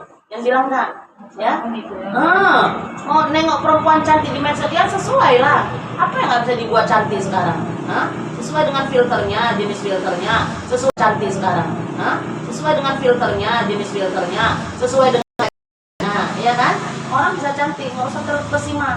Kalau kenal di media sosial, ibu harus lihat aslinya macam mana. Ya, hari-harinya seperti apa gitu ya. Jadi gini, saya sarankan itu aja satu aja syaratnya ibu sholat dulu. Asal ada sholatnya, insya Allah rumah tangga akan bahagia. Ya, banyak bu saja alah. Ibu kalau bimbingan catin deh, coba dulu lafazkan surah Al-Fatihah. Bismillahirrahmanirrahim. Alhamdulillah. Balik.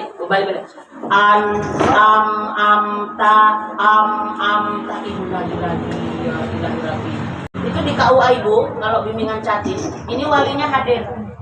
Di KUA lain hari Senin bimbingan wali, hari Selasa bimbingan catin, nggak ketemu sama walinya. Di KUA Langsa Timur tempat ibu, di sini walinya deret, di sini catinnya. Walinya langsung tahu kualitas menantunya seperti apa. Coba dulu kau lafazkan dulu niat mandi wajib. usolli fardhu. Niat mandi wajib. Innalillahi. Ayahnya nengok. Nah, suruh baca Al-Fatihah. Alhamdulillahirabbil alamin. Ar-Rahmanir-Rahim. Ta. Mertuanya pukul kepala. Bininya tunduk. Baru tahu calon suaminya nggak bisa baca Al-Fatihah, ya dibimbingan capil. Hari-harinya kemana? Mangrove hutan lindung kafe. Mangrove hutan lindung kafe. Nggak pernah dia tahu. Baru mau dibatalkan resepsi besok, nikah besok, undangan udah disebar seantero kota Langsa. Gimana tuh? Nggak bisa lagi. Udah salah pilih. Udah. Begitu siap bimbingan capil, keluar lah. Saya keluar. Ibu udah ada ya? Itu mulai ayahnya bilang, malu ayah malu. Di mana kau dapat itu Al-Fatihah aja nggak bisa dibaca, ya ilahi rabbi. Marah-marah bu ayahnya. Saya bilang sama Pak Sunu, jangan lagi marah-marah di sini, tuh udah telat. Sebenarnya nggak telat sih. Bapak besok nikah nanya, iya. Resepsinya kapan besok bu? Undangan seantero undangan udah disebar bu Ustazah. Innalillahi bu Ustazah. Malunya saya bu Ustazah, Al-Fatihah aja belum bisa. Asal masa bacaan tak bisa ada mana ya? Denger aja, berarti dia nggak pernah tengok Quran surah Al-Fatihah itu seperti apa bunyinya. Nih, kadang saya suruh coba dulu lafazkan kalimat istighfar. Asyhadu an la ilaha istighfar. Gimana istighfarnya? Nggak bisa. Nah, coba kamu lafazkan kalimat syahadatain. Asyhadu an la ilaha illallah. Dan dilafazkan. Apa artinya yang barusan kamu baca? Nggak tahu Ustaz. Arti syahadat nggak tahu, coba bayangin aja. Hari ini yang harus dipahami ya. Jadi itu dia deh. Jadi nggak ada ceritanya setelah menikah berubah. Ya, kemungkinannya kecil, paling 2%. Nggak bisa, susah. Kalau untuk meningkat dia berubah susah. Apalagi dia punya lingkungan, ada tinggal di tempat yang lingkungannya tidak mendukung. Nah itu lebih lagi. Udah terbawa aja, lah enak dia. Orang yang udah tinggal di sholat tuh enak, nggak ada gelisah, nggak ada susahnya. Ya, baik. Ada yang mau bertanya lagi tadi? Iya silakan. Assalamualaikum warahmatullahi wabarakatuh. Tolong ya, Dek, ini bentar ya. Ini angkat tangan aja. Bertanya. Angkat tangan gini, Dek, biar dipoto. Iya, udah. Tadi si adik belum ya. Coba kasih mic-nya itu 2 tadi. Pegang aja mic-nya, ya tengok ke ibu. Foto kan Dek sekali. Ya oke. Udah selanjutnya yang dikasih. Ya, langsung ngomong terus ya. Assalamualaikum warahmatullahi wabarakatuh. Ustazah, kan tadi Ustazah udah bilang kan kalau kita yang paling berat tuh hijrah hati. Iya. Nah, tapi kan di zaman sekarang ya Ustazah, kan saya kan masih muda Ustazah. Ngeliat itu teman, cita-citanya udah kesampaian, kok kita kok belum gitu. Oh iya, oke. Kan muncul iri ya Ustazah. Itu supaya kita tidak muncul rasa iri yang berlebihan di dalam hati. Itu gimana Ustazah tipsnya? Iya, oke. Ya. Jadi iri itu ada nggak Ustaz yang dibolehkan? Ada. Yang dibolehkan gini, dia sukses, padahal sebaya sama saya Ustaz. Tiba-tiba dia udah lulus, dapat pekerjaan yang baik. Kita iri kan, nggak apa-apa. Kita irinya gini, kapan saya kapan ya bisa kayak dia? Tapi kita jangan menjatuhkan. Nah, gitu. Ada kan orang begitu kan, lihat temannya sukses, tapi dia menjatuhkan. Dia udah dapat kerja di mana di pesantren, ada orang dalam kok nggak mana ada lewat. Nah itu udah mulai iri, godaan iblis. Tapi kalau adik bilang, ya Allah saya kapan bisa dapat cepet ya Allah, udah sukses sekarang ya Allah, aku pingin kayak dia. Ya ada orang bersedekah ini, dia kemana-mana sedekah banyak, aku kurangkan rezekinya ya Allah bisa kayak dia. Nah gitu. Jadi kalau orang sukses, kita doakan dia pingin kita kayak dia. Nah itu bukan iri, itu nggak berlebihan iri. Yang penting iri itu bahasanya itu kayak tadi saya bilang, dia menjatuhkan, menjatuhkan. Nggak usah merasa kerjaan dia kopi bagus kan yang dia miliki yang nggak bagus. Nah itu gitu kan. Nah itu iri yang godaan iblis. Jadi itu nggak berlebihan kok. Dia udah dapat kerjaan kok saya belum, ya Allah kapan saya bisa dapat kerjaan kayak dia. Kalau cuma hanya itu aja nggak berlebihan, bahkan itu rasa syukur kita bilang sama Allah, ingat sama Allah. Ya siapa lagi mau bertanya? Ya silakan. Alhamdulillahirobbilalamin, sangat menarik kajian hari ini Ustazah, dan sangat banyak sebenarnya pertanyaan yang ada di kepala saya, tapi saya tarik sekitar 2 dulu ya Ustazah. Nah, jadi Yuni ingin bertanya ini Ustazah, terkait fenomena di masyarakat itu sangat banyak memang di saat istri diam, suami diam. Nanti kalau kita bilang apakah pihak laki-laki karena kan, tapi kan bisa makanya fenomena yang terjadi. Jadi kita juga serba bingung menanggapnya, kita diam, suami diam. Kita nasihati atau tukar pikiran diskusi tidak bisa. Apakah mungkin termasuk ke NPD atau apa, nggak tahu lah ya kan Ustazah. Tapi yang ingin saya tanyakan sebagai orang yang belum terjun ke dunia pernikahan, ibaratnya sebelum menyelam kan kita harus ada persiapan dulu, jangan sampai tenggelam hanya dari yang menolong gitu kan Ustazah. Apa yang harus kita lakukan kalau memang itu kondisi itu terjadi sama kita? Itu yang pertama. Yang kedua, kita bercerita tentang yang terjadi Ustazah kan? Fenomena pernikahan. Satu dulu ya. Oke, siap. Oke, siap. Di rumah tangga hari ini sedang ada fenomena stonewalling namanya, stonewalling. Banyak istri-istri hari ini yang mati rasa, dibuat sama suami itu tadi. Maka persiapannya, waktu sebelum menikah itu ada apa ya? Kayak ada kesepakatan. Nah, gitu. Jadi pokoknya asal udah pesta, udah nikah, udah jalannya aja. Nggak bisa. Saya sendiri, waktu saya pertama kali menikah di tahun 2003, jadi itu saya duduk dua sama suami di dalam kamar berdua. Apa komitmen yang akan kita jalani nanti?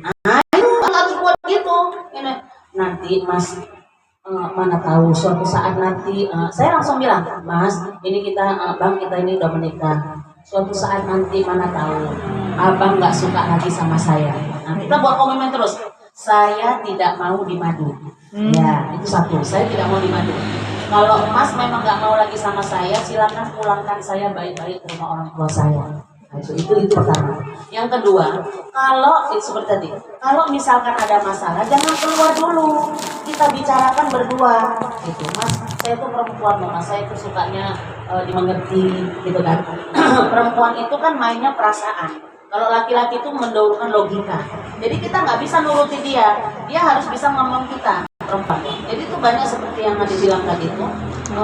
Kita itu kalau marah dia ikut marah, kita merajuk dia ikut merajuk gitu.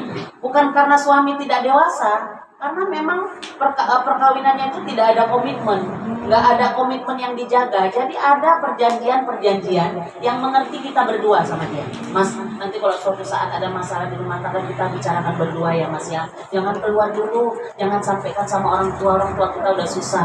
Kalau kita nggak bisa membahagiakannya, minimal kita jangan membuat dia susah gitu kan, berdua. Terus saya itu Mas nggak sukanya, gitu. Suatu mana saya Mas nggak suka kali didiamkan Mas, karena saya di rumah tangga itu ada mama, ada ayah. Kalau saya udah didiamin sama mama, saya susah Mas, gitu kan. Jadi kalau saya ada salah, Mas boleh tegur saya, gitu. Saya nggak suka didiamkan Mas, saya nggak suka SKT dalam rumah tangga itu, saya nggak suka. Apa yang Ade nggak suka diutarakan. Nanti Ade bilang sama suami, Mas sebutkan apa yang nggak Mas suka dari seorang istri, dari saya apa yang Mas nggak suka. Saya nggak suka kalau kamu berkata-kata kasar sama saya, karena laki-laki itu sukanya dihargai.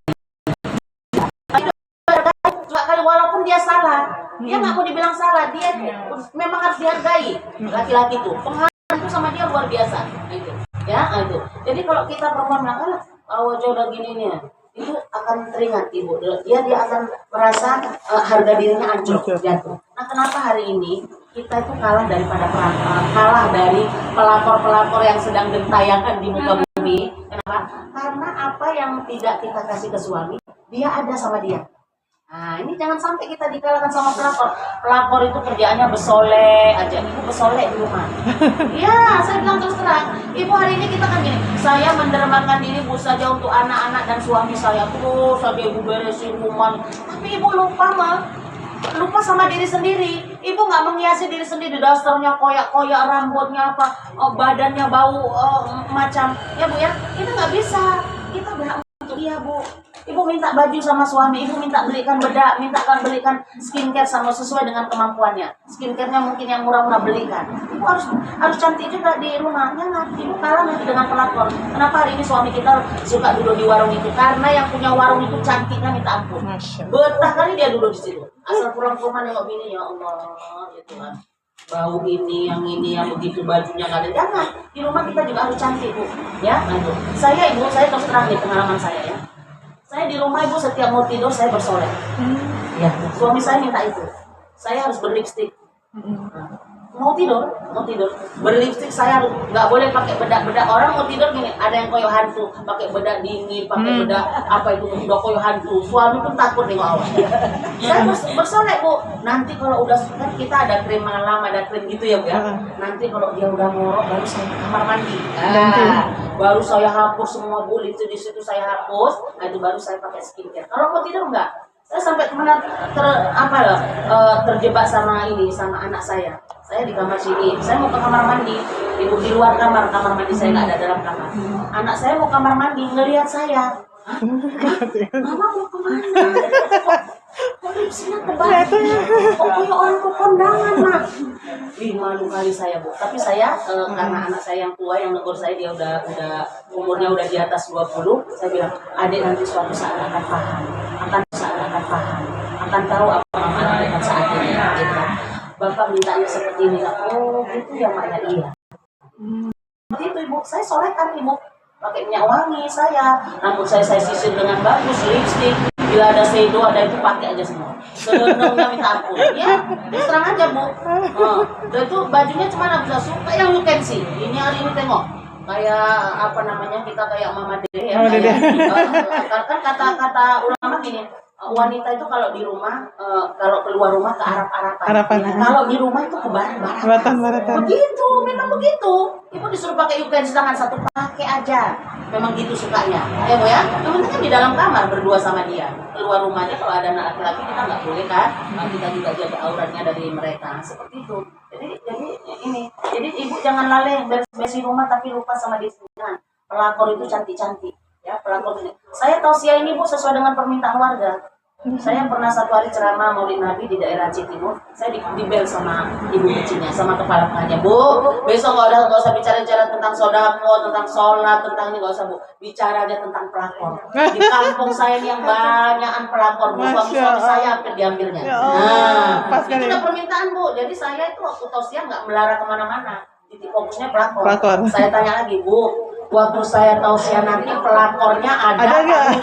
Nah, kalau nggak ada dia ya sama aja, ngoa 2 jam nggak ada artinya Bu, dijamin. Karena Pak Geci sudah mengumumkan tidak ada satu warga pun yang tinggal di rumah, semuanya hadir di acara maulid. Oh, mulailah. Ustazah pokoknya nggak usah ngintip-ngintip yang mana pelakornya, pokoknya dia ada di situ. Ada di situ. Ustazah tahu lah macam mana model-model pelakornya. Awak mulailah ceramah yang mana. Hanya juga dalam hati kan kata ibu, alah nggak usah ibu tengok, pokoknya asal mundur jangan nengok aja ibu, itulah pelakornya. Nah, gitu Ibu, jangan di rumah begitu. Nah Ibu, pelakor itu kasih penghargaan buat suami kita. Oh kan main Bu, kalau udah terpincut ya Bu ya, mas itu begini. Dan penghargaan itu tidak pernah kita kasih buat suami kita. Dia penghargaannya luar biasa.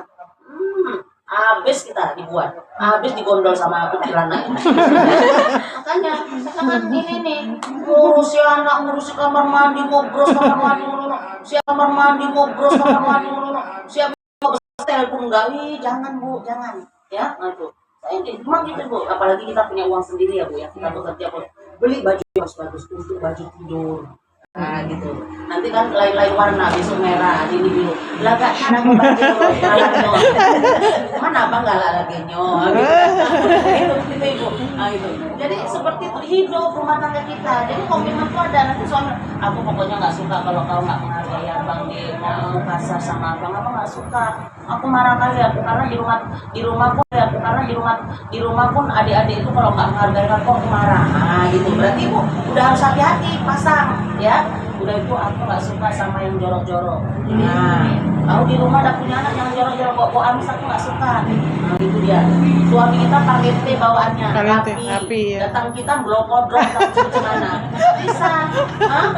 Baju suka-suka aja nggak bisa. Berarti kalau parlente kita gosok selicin-licinnya, ya kan? Nah, kasih. Jadi komitmen itu harus ada. Jadi kita nggak saling terkejut. Ngerti? Jangan udah berumah tangga nggak ada komitmen. Terkejut, ngeri rupanya dia ya. Yang ini begini, aku nggak tahu loh dulu kayak gitu. Jadi saling terkejut, jadi yang membludak-bludak. Nah, kayak gitu dah. Ada yang memang model diam dua-duanya, diam aja, ini buat diam, yang sana pun diam. Nanti kalau udah jadi gunung es, hancur rumah tangga. Udah membludak jadi gunung es baru, semuanya baru itu nggak bisa. Masih kecil-kecil ada riak-riak kecil selesaikan, ada riak-riak kecil selesaikan. Jadi fokusnya gini, rumah tangga itu harus ada saling. Satu, saling menutupi kekurangan. Nah, kan Allah udah bilang kunna libasulakum wa antum libasulakum. Kita pakaian suami pakaian kita. Aib-aib kita jangan keluar rumah. Sama adik kita aja nggak boleh ngomong. Sama orang tua nggak boleh ngomong. Kita berdua yang tahu. Nggak boleh. Ya, itu saling menutupi orang. Kemudian apa lagi? Saling berterima kasih. Jangan suami bilang, ibu bilang nanti waktu mau nikah ya, Mas, aku suka loh Mas kalau udah masakin Mas diucapkan terima kasih. Bilang terus. Karena hari ini banyak laki-laki yang gitu. Oh, udah berapa lama berumah tangga? 30 Bu saja. Ada pernah diucapkan terima kasih ya masakan? Enggak ada. Makanya capek semakin capek, lelah semakin lelah, nggak ada sedikit pun gredek yang membahagiakan tuh nggak ada, ya itu. Kan ada laki-laki nih, kau yang terima kasih sama aku, kau yang ucapkan terima kasih sama aku udah capek, kena panas, kering, hujan, sana kerja bangunan, kau pikir kau aja yang capek, kau terima kasih sama aku di rumah jadi tukang ojek, koki, jadi guru, ngantar anak sekolah, masak, nyuci, kau pikir enak, gantian coba. Ini nggak bisa Bu, ribut terus. Kalau masing-masing menuntut kau harus terima kasih, nggak bisa. Udah, ya. Masing-masing kita di rumah tangga nggak ada yang benar terus, pasti ada salah. Istri ada salah, suami ada salah. Bilang sama suami waktu menikah, Mas, kita harus saling memaafkan. Kalau ada salah jangan ditahan-tahan, jangan lama-lama, kita harus saling memaafkan, gitu ya. Kenapa? Rasulullah itu setiap mau tidur maafkan dulu. Jadi ibu harus berkomitmen. Istrinya 11, sanggup maaf-maafan. Awal istrinya satu aja payah kali maafkannya nunggu ada ya. Tahun, ya. Ibu kapan maaf sama suami? Setahun kali saja beradalah kecil. Ya, itu harus saling memaafkan. Jadi itu ya deh. Ini kan udah saya kasihkan tips. Ini yang nggak ada kami lakukan dulu. Makanya lah abrakadabra. Ini harus ada komen itu, Mas. Aku pokoknya harus sering diucapkan terima kasih. Mas, aku kan nanti capek di rumah tangga, ngurusi anaknya masakin gitu. Aku sering-sering langsung diucapkan terima kasih. Terima kasih ucapan aja, Mas. Nggak perlu dikasih hadiah juga nggak apa-apa. Nah, gitu kita lihat kemampuan suami kita. Udah. Kalau ada salah aku maafkan, Mas. Udah itu kita, Mas, kan asal mau tidur kita saling maafkan. Salah maaf itu komitmen. Yang kadang lebay kali sih. Enggak lebay. Itu nggak usah malu-malu. Karena efeknya bahaya nanti. Efeknya yang paling bahaya. Memang kita nampaknya lebay lah gitu aja pakai komitmen pakai apa? Enggak. Nanti kita bisa bahaya gitu. Udah berumah tangga, Mas, kita maaf-maafan mungkin udah telat.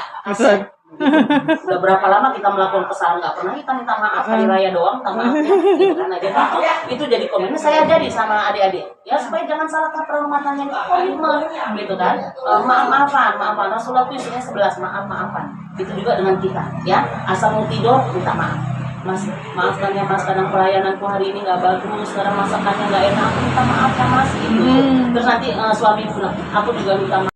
Terus nanti suami bilang, aku juga minta maaf, kamu udah berusia anak-anak, aku nggak bisa bantu, aku kerja seharian, aku juga minta maaf. Nah, gitu. Atau maaf kalian sesuai dengan kemauanmu, aku juga minta maaf. Gitu. Enak. Kalau udah saling terima kasih, oh beres kali rumah tangga. Ya. Gitu.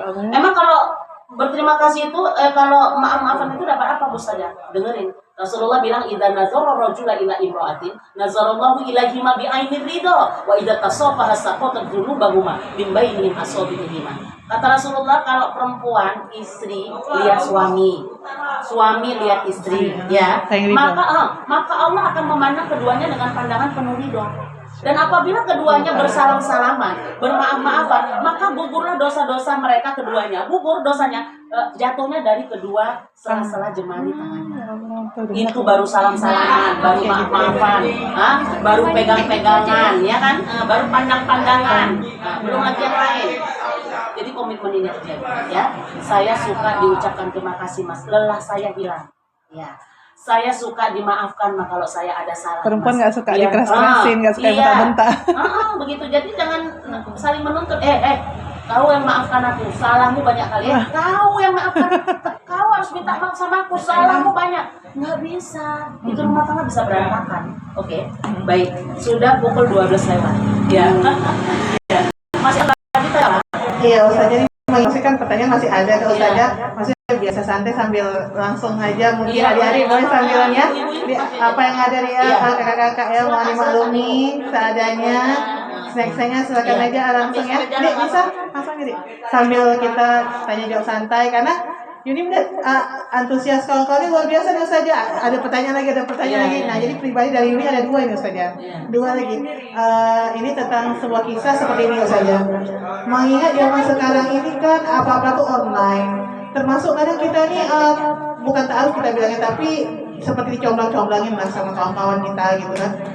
Contoh ada nih dia baik nih orang yang suka bantu orang begana begini. Cocok nih kalian berdua sama-sama single lah begana begini. Tapi orangnya nggak di sini, nggak di Langsa gitu saja kan.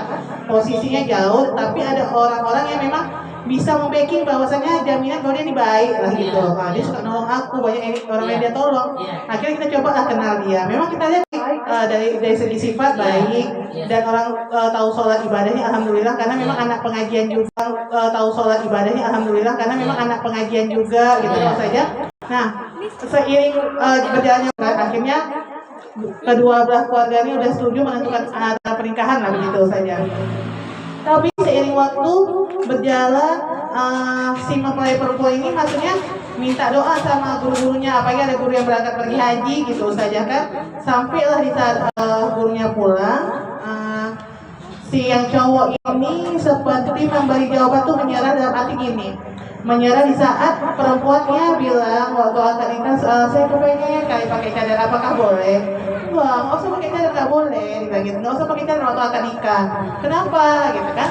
3 kali itu saja alasannya nanti kenapa hidungnya katanya gitu kan? Nah, jadi tanya beberapa pendapat termasuk kakak sendiri gitu kan, itu berarti bukan cowok yang baik katanya seperti itu. Tapi walau saja kan, sampai akhirnya beliau ini menyerah dalam arti merasa kurang dihargai karena tidak ada waktu komunikasi katanya, sibuk dengan pengajian lah, begini. Akhirnya kalau nggak ada komunikasi menyerah. Nah itu bagaimana tanggapan Ustazah mengenai hal itu? Baik. Kalau kenalnya dari online itu jangan secepatnya. Masih banyak hal-hal yang belum kita tahu, ya. Jalani dulu barang ya paling lama setahun harus kita tahu. Nanti ada bisa jadi ada informasi-informasi yang bisa nanti ambil masing-masing atau siapa. Dan kalau misalkan ada seorang suami mengatakan nggak usah bercadar, misalnya atau calon kita nggak usah bercadar lah nanti, kan memang mereka belum pernah ketemu, gitu kan? Jadi memang dia itu harus dilihat dari fisik kita, dia Bu ya, harus dilihat fisiknya itu harus dilihat memang, dan itu tidak mengapa, apalagi pada saat pernikahan itu nggak usah pakai cadar gitu. Kan dia mau lihat, selama ini belum ada lihat, cuma dia di pakai cadar setiap hari mungkin di media sosial, itu mungkin belum jelas. Itu boleh saja. Tapi akhirnya dia menyerah karena sibuk mandi, sibuk apa terus komunikasi jadinya akhirnya jadi jauh, bahkan bisa jadi terputus gitu ya. Itu kalau sudah begitu, itu kehendak siapa? Kehendak Allah. Berarti kita sudah dijauhkan sama Allah. Kalau sudah dijauhkan sama Allah, berarti itu bukan yang terbaik buat kita. Nah itu. Maka di hari setiap ada ada sesuatu yang misalnya mau menikah, udah ada calonnya, ibu kan mintanya sama Allah, jangan cuma cari-cari dia baik apa enggak, dia baik apa enggak. Mintanya sama Allah. Ngapain coba dari sholat istikharah? Walaupun tidak ada dua pilihan, satu pilihan ini, tapi di istikharah itu kita minta sama Allah, ya Allah, kalau itu baik buatku, dekatkan aku dengannya. Kalau itu bukan yang terbaik buatku, jauhkan aku dengannya. Dan itu akan dikasih actionnya sama Allah. Mula-mula komunikasi kurang, mula-mula ada masalah tentang cadar, mula-mula ada masalah dia udah mulai agak menjauh. Nah, itu tanda-tanda, pertanda bahwa Allah tidak menginginkan kita bersatu. Nah, itu seperti itu. Jadi minta sama Allah, Allah kasih tanda, tapi kita harus bisa baca. Oh, ini dari Allah. Saya kok kayaknya nggak pas ya. Terus masalah cadar pun begini, masalah ini lama-lama udah kayak sedikit-sedikit udah mulai ada masalah. Nah, gitu. Nah, itu bukti-bukti menunjukkan bahwa Allah akan menjauhkan kalian. Nah, ketika sudah di akhir, akhirnya nggak jadi mustajab. Akhirnya saya nggak jadi memang terwala. Itu berarti udah takdirnya tidak disatukan sama Allah. Jadi ujung-ujungnya kita ke Allah. Karena apa yang terjadi di hidup kita itu skenario-nya Allah, bukan skenario kita. Sebesar apapun kita buat perencanaan, kalau Allah tidak ridho, tidak akan terjadi. Nah, itu seperti itu. Ya, itu jawaban dari saya. Jadi Allah menunjukkan lambat laun terus sedikit-sedikit Allah menunjukkan bahwa itu bukan yang terbaik. Jadi sholat istikharah, jangan cuma nyari-nyari dia baik apa enggak, dengar dari sana ya gitu kan. Nah, kalau Allah berkehendak dia itu baik untukmu. Enggak usah kau dengar-dengar ngomong orang. Nah, itu bisa jadi. Dekat kita makin lama makin dekat, makin jadi kita sama dia. Ah, itu. Jadi apa yang baik menurut kita belum tentu baik menurut Allah, ya kan? Apa yang buruk menurut kita itu belum tentu buruk menurut Allah. Nah, gitu. Seperti itu, the unique. Iya. Satu lagi Ustazah, boleh Ya, saya? satu lagi terakhir. Nah, ini titipan, maksudnya bukan titipan, melihat ada kejadian seperti ini saja kan? Iya. Jadi sebelum menikah ini ada seperti Ustazah bilang kesepakatan ataupun diskusi perjanjian seperti itu. Jadi calon suaminya ini menginginkan di saat nanti udah menikah ikutlah sama suami. Tapi kalau istrinya ini bukan nggak mau ikut, seperti ada negosiasi seperti itu karena mengingat ayah perempuan sudah tidak ada, almarhum itu seperti berpesan sama anaknya yang paling tua bahwasanya titip adik-adik dua orang ini ya gitu. Jadi si anak yang mau menikah ini tuh seperti punya tanggung jawab. Perjanjian sama ayahnya dulu itu ibaratnya kalau adik-adiknya belum ada yang jaga, belum melangsungkan pernikahan, rasa-rasanya sedikit berat mau pergi ke daerah suami yang jauh dari Aceh. Ini contoh saja. Jadi apakah negosiasi itu diperbolehkan? Dan si suami nggak melarang, jadi dikasih seperti jangka waktu boleh. Kita di Aceh 2 tahun, setelah 2 tahun kita selesaikan semua, mudah-mudahan adik udah nikah semua, kita berangkat ke tempat suami. Itu bagaimana Ustazah menurut pandangan Islam? Karena istrinya nggak berniat durhaka nih, tapi boleh nggak ada negosiasi seperti itu? Tidak boleh. Iya, saya langsung jawab tidak boleh. Ya, kita kalau udah punya suami, ya, jangankan adik-adik, pulang ke rumah orang tua aja nggak boleh kalau suami nggak izin. Ya, ini suami nggak marah Bu Ustazah, kan secara ini nggak apa namanya nggak marah, tapi secara hukum fikihnya, ya kita udah bersuami. Jadi kalau kemana aja kita dibawa itu dah haknya suami, gitu kan. Aja kita dibawa itu dah haknya suami, gitu kan.